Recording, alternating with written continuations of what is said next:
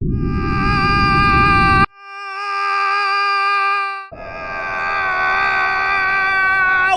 reason? Oh, hey Killian. Wait, how did you get here? Well, I was in my space station, and while I was in my lab, the particle accelerator switched on, and a rift in space and time opened up, and long story short, I'm here. Oh, I think that might have been me. Sorry, that happens sometimes when I portal somewhere. They hate me at CERN. Hey, no problem. So what are you up to? Well, I was trying to think of something to do, so out of boredom I decided to think in freefall. Now, you should try zero gravity. There's a lot less wind in space. Ah, good tip. So where exactly are we going? If my calculations are correct, when we reach the bottom of this void, it should take us straight to the gayest person that has ever existed in any realm of existence. Oh, to Milo Yiannopoulos or Ted Haggard? We're about to find out.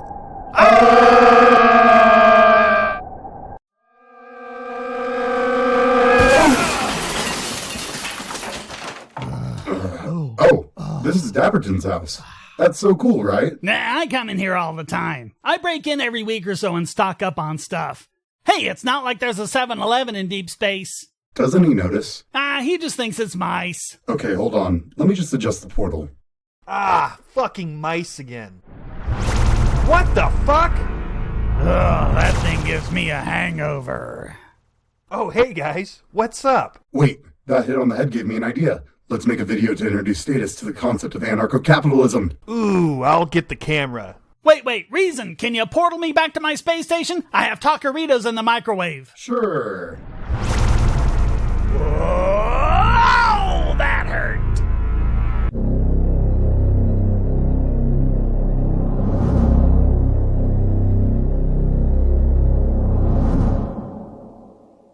Hello, boys, girls, and those who sexually identify as a Target shopping cart. I'm Mr. Dapperton. And I am Reason. And I'm Lord Killian, and this is an introduction to Anarcho-Capitalism.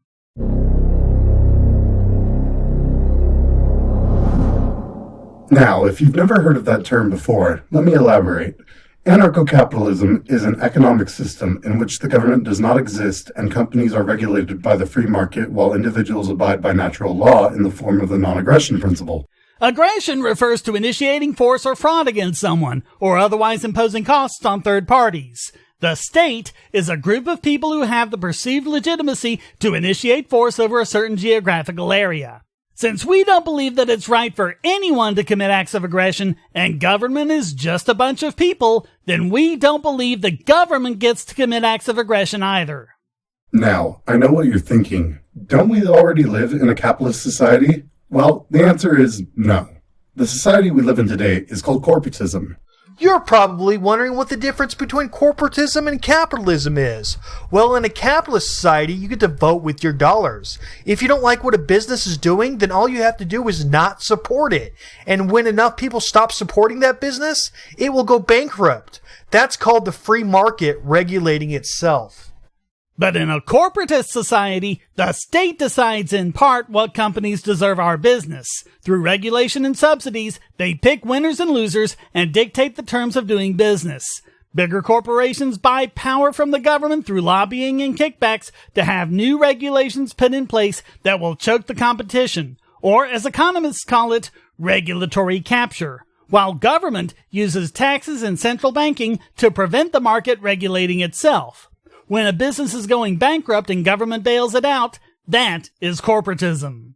That's what America is becoming more and more of. A corporatist monstrosity, with government exercising more and more control, picking winners and losers, and making things more expensive for the consumer while forcing them to have fewer options. So can we please stop pretending that America is some kind of bastion of perfect capitalism? It isn't. It's not even the closest in the world. It's currently number 17 on the Index of Economic Freedom, tied with Denmark. The Netherlands, the UK, Canada, Australia, and New Zealand are all examples of countries that are more capitalist than the United States. But in a free market economy like anarcho-capitalism, the best businesses will thrive while the unethical and inefficient ones go bankrupt. People would be free to create Uber and Lyft and offer cheaper and easier rides. And if the taxi companies couldn't compete, they wouldn't have a government to go whining to like they do today. That is the nature of competition in the free market. For a few minutes, I want you to look at the state as a business. It has a monopoly on the use of force, and you are forced to associate with it. Now, government also provides services like healthcare, food stamps, and police. You may agree that you want these services, but the state doesn't let you pick and choose. If you like food stamps, but not war, you still have to pay for both.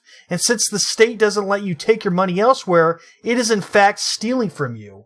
Not to mention the fact that it's crowding out any private markets for these. Before government meddling in healthcare, for example, we had mutual aid societies that were voluntary, but worked out the way statists would like universal healthcare to work, only without all the problems we're seeing from it because universal healthcare is a monopoly forced on people. And if you're going to say that there's no way the private sector could provide, say, police services, well, how would you know? They're not allowed to try. The state steals from you by denying cheaper and better alternatives the market might create in its absence. The state steals from everyone. If you don't think they're stealing from you, then don't pay your taxes and see what happens. First, you'll receive notices from the state telling you to pay your taxes. If you continue not to pay, they will take you and kidnap you and throw you in a cage, seize your property, and if you resist, they can kill you. Don't believe me? Look up a guy named Eric Garner. Now, I don't know about you, but that sounds a lot like theft and extortion by a criminal mob to me. The government is just one big gangbang, and we have to pay protection money to them, or they can kidnap you, steal from you, hold you for ransom, and kill you if you resist. Think about any time you have to deal with bureaucrats, whether it's the DMV or the Social Security office or paying a ticket at the courthouse or whatever. How easy or convenient do they make it for you? You have to fill out Form FS16-1982-J or whatever, instead of, say, simply going to a website like you do when you pay your credit card bill, or do anything else in the market. With a free market, there's competition, so they have to make it easier for you because you can always leave. With government, you don't have a choice. By the way, have you ever noticed that when you do, that there's no good place to park because all the good spaces are reserved for bureaucrats, judges, clerks, supervisors, or whatever? When was the last time you saw Walmart do that? Walmart tells their people to park in faraway spots and leave the prime spots for customers. Because if they don't, you might go to Target or somewhere else. But again, the courthouse or the DMV or Social Security office doesn't have to worry about that. That's why it's such a bear doing something simple like renewing your driver's license. You have to fill out a bunch of forms, take them to different places, go to a special place to take your picture, and wait for it to show up in the mail. If that were done by a free market company, you could do all that online or with a smartphone app. Just log in, pay with your credit card, take your picture, and then they'll give you a tracking number so you know when to expect it. If Amazon were in charge of it, that's how it would happen, because they have to worry about competition, but your state bureaucrats don't.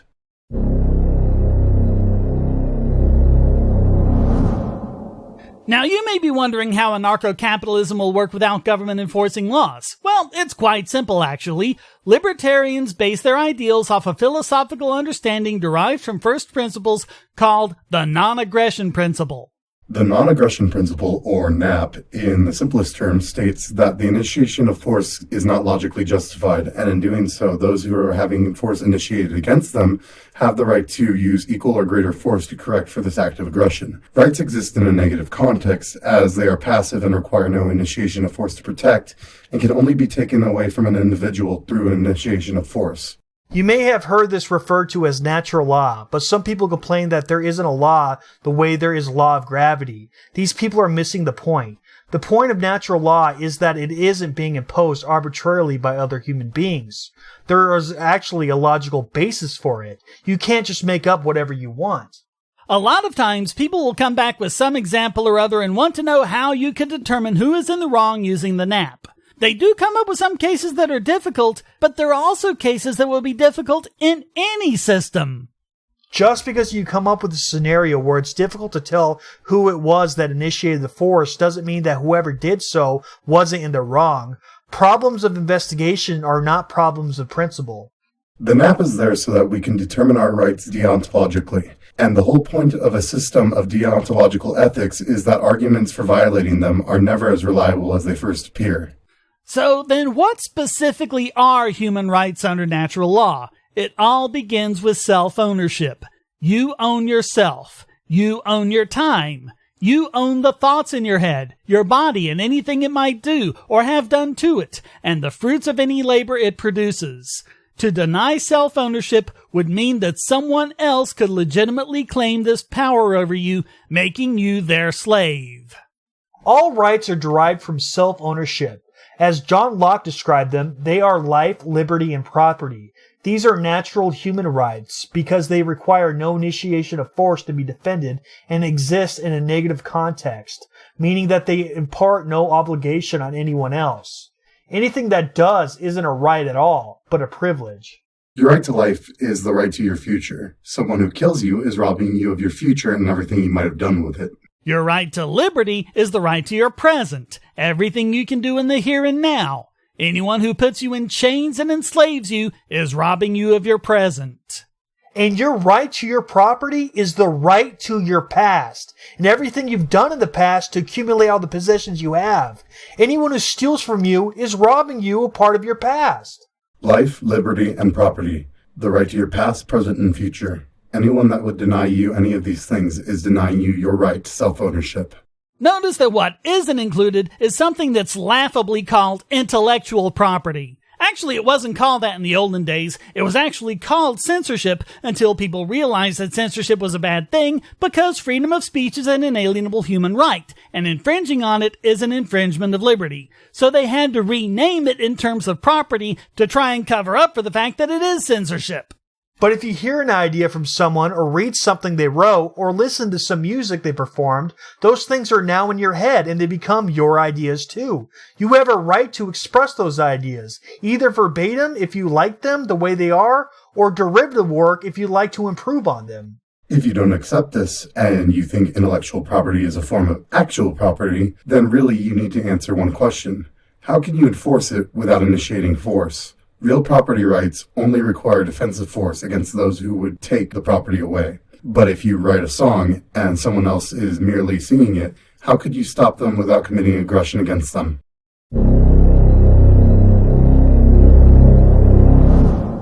So let's answer some of the common arguments that statists have against anarcho-capitalism. But first, let's define statism. Since anarcho-capitalism is the consistent application of the non-aggression principle, a statist is someone who thinks that there is at least one issue somewhere where the initiation of force is justified. In other words, they think that force should be initiated if it's for something they agree with. Whoever would be initiating that force is a state, and generally they're given authority to do so over a certain geographical area, and statists will generally defend it on the basis of good intentions, focusing on that instead of the actual results of the policy they're promoting. But intentions don't matter, only actions and their consequences. One of the common arguments we hear from statists is, well, who will build the roads if there isn't a government? The funniest thing about this argument is it doesn't take consumer needs into mind. Along with that, the needs of businesses. To make it simple, if there were two supermarkets and one had a road to it and the other did not, which one would you go to? I know I would rather use a road than risk busting up my vehicle. The answer is right there. Competition is what makes this argument ridiculous, as there's a profit incentive to have a road that lets you get to that business. And if there are multiple businesses, they can pool their funds to make a larger interconnected road that would allow consumers to reach their businesses and buy their products. But let's think about something. What have government roads been but one massive subsidy to the gasoline-powered automobile industry? Without government roads, what would have happened? People wouldn't have just given up on the benefits of travel. They would build the roads themselves. Or if they didn't, then they might just plant crabgrass in the rights-of-way and get around on hovercraft. Or build people movers like Robert Heinlein wrote about. Just because government did things one way doesn't mean that's the only possible way of doing things, or even the best way. Another common argument is without police, how would you protect your property? Which is pretty funny, seeing as private property rights are passive and can only be deprived through the initiation of force, while the only thing that is required to maintain it is that no one attempts to initiate force to take it. Exactly. Property rights as a concept were created to protect people's property from the state. But just for an instant, let's humor this argument. How would private property be protected? Well, first of all, there's our natural right to keep and bear arms. We can do that to act in our own defense and defense of others like neighbors, coworkers, and family members. There's also the option of private security. Now, before you say that private security isn't as effective as state-provided police, I want you to see this. He looks and sounds like a cop. At least it's quiet today. And he and his fellow officers are certainly armed like cops, complete with canines. And when most people hear private security, what do they think? They think mall cop. No mall cops here. They are security officers with SEAL security. The Civic Association used to contract with the constable's office for a deputy to patrol the area. But now that it's gone with SEAL security, it has anywhere from 3 to 4 officers patrolling the streets at any given time and at half the cost.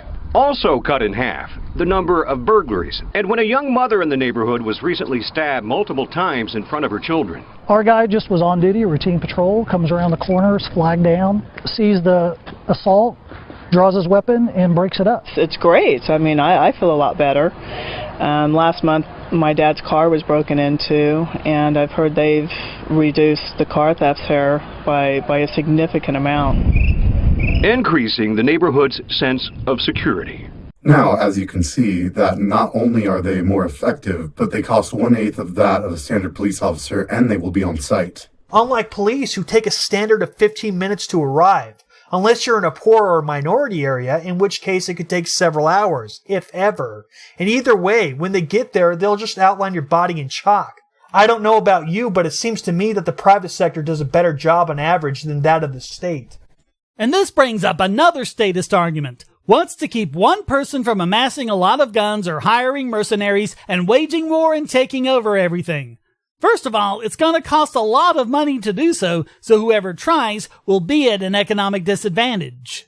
You'd also need to hope against hope that no one finds out what you're up to, which will be difficult as people notice that you don't have much money and that gun sales are going up all of a sudden. And what happens if you do manage to get all those guns? You're going to be dealing with an armed populace. Each and every door you kick down is likely to have an armed homeowner or 3 on the other side of it. You'd be outnumbered and outgunned. And what's going to happen once a bunch of your mercenaries get killed? The rest are going to say it's not worth it and just go home.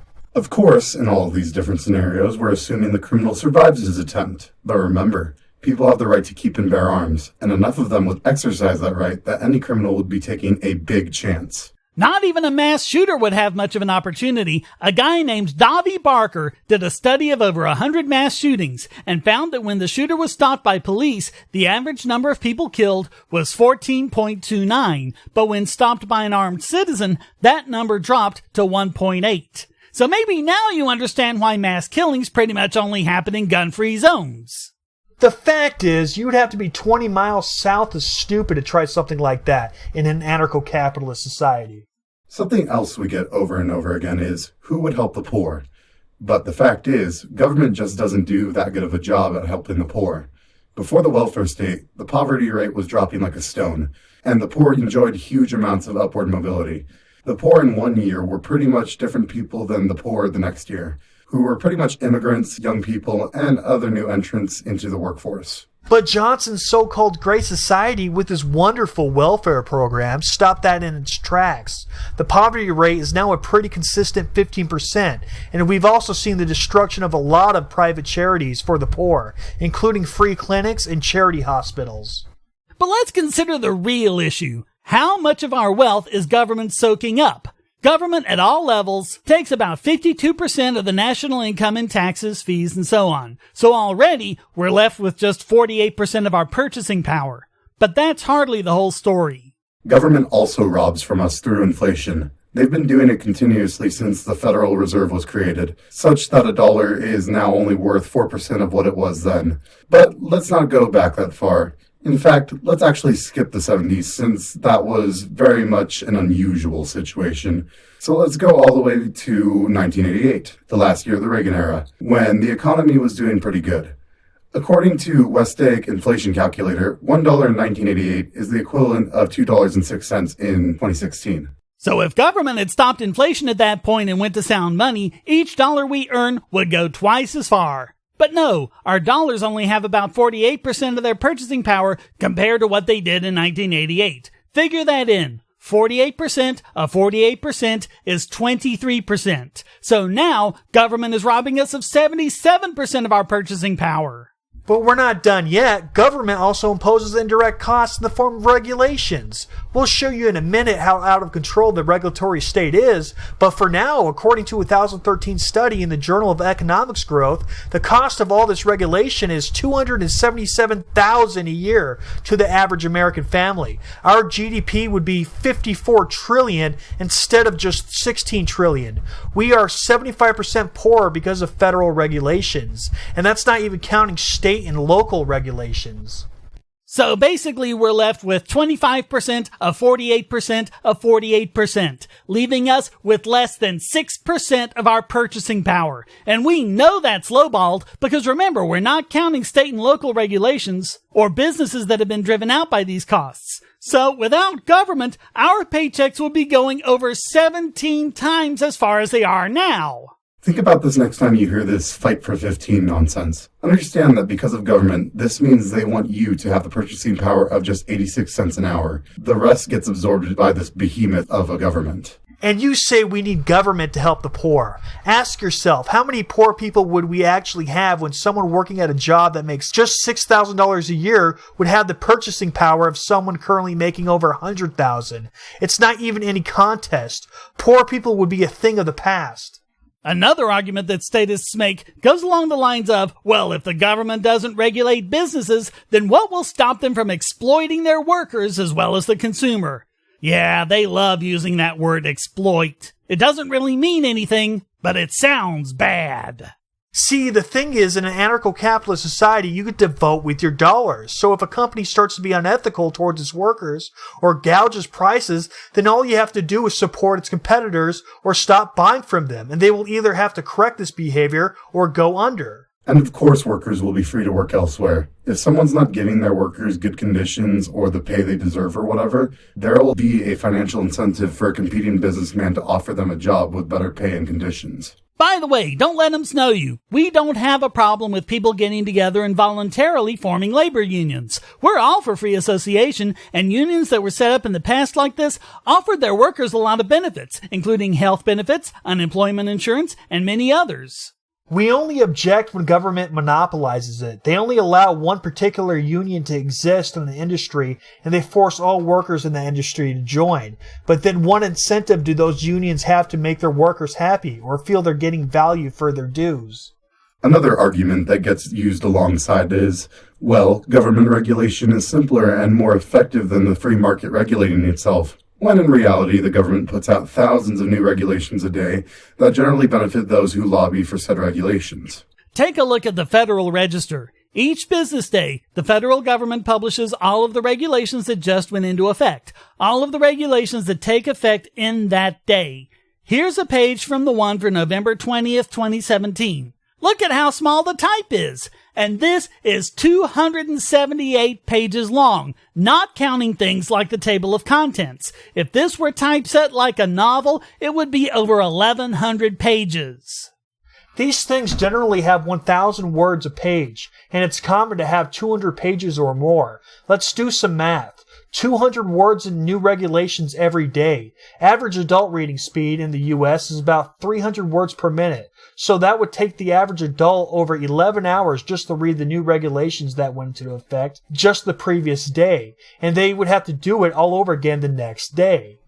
Now, you're probably going to point out that many of these regulations won't apply to your business. That's true. But how are you going to know which regulations don't apply without reading it? So, tell us, statist, how is thousands of new regulations a day more simple than not supporting unethical behavior and letting that company go out of business? Now, your biggest question is probably what will prevent monopolies from forming in Ancapistan? The truth is, the only thing that makes monopolies is government. Big business influences law and writes law via lobbying. Basically, government's handing out monopolies to whichever big company has money. See, that's what happens when you have rulers. Rulers will always sell you out for money. Without government, there's no way for monopolies to form. If there's no government, there's no rulers. And if there's no rulers, everybody's on an equal playing field. And that's how it should be. Imagine we're in an anarcho-capitalist society and you have the only fidget spinner company. You have a monopoly on fidget spinners. Now, I'm a smaller company and I want to make fidget spinners too and steal the crap out of your monopoly. What are you going to do to stop me? Go ahead. I'll wait. There's nothing you can do. There's no government for you to buy and lobby, so there's no way for you to push me out of business. If I want, I'm going to just compete with you and steal your monopoly now. There's nothing you can do about it. Now, a common argument is that the monopoly will just buy off any competitors that spring up. But if your business is at all successful, it'll be really attractive to competitors. How can you buy them all off without going bankrupt? Even if you tried, all it would do is create an incentive for even more competitors. Make a new fidget spinner company, and the monopoly will buy you out. Fast, easy money. Yes, all you'd be doing is creating a market for competitive startups. There's no way that's sustainable. Buy them off and they win. Don't buy them off and they still win. The truth is, monopolies could only form when there's somebody with a monopoly of power. So without government, that doesn't exist and there's nobody to divvy out power. And if there's no power being divvied out, there's nobody being exploited and everybody's on an equal playing field. You know, the way it should be. When you put all these arguments under simple observation and critical thinking, they aren't very logical and fall apart under the slightest criticism. And whatever arguments you may have, chances are we've already responded to it. So before you come in with your argument for the state, how about checking Google or YouTube to see if there's already a response? You can save us and you a lot of time that way. And please remember, we can't teach you economics in 140 characters. When we send you to all these other sources, it's because we want you to bone up on the basics so we can have an informed discussion. This has been an introduction to Anarcho-Capitalism. I'm Reason. And I'm Mr. Dapperton. And I'm Lord Killian. If you enjoyed the video, please like and share. Links to our sources along with our channels are in the description. And don't forget to subscribe to me. Dapperton! Fine, and my friends Lord Killian and Listen to Reason. Happy now, you little shit? And please support our channel so that we can keep producing more quality content. And I'll see you in the next video. Penis! I knew he was gonna say that.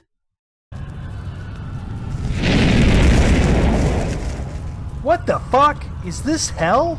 Yes, you are now awaiting your doom. You are about to be judged by Satan himself. Here he comes now. It's my favorite group of bitch boys. Hoodie! Nigga! Why did you summon us? Yeah, why did you summon them? Because they did a collaboration video without you, sir. That's alright, I guess. As long as it wasn't an introduction to anarcho-capitalism. It was... Hoodie? I don't like the way you're looking at us.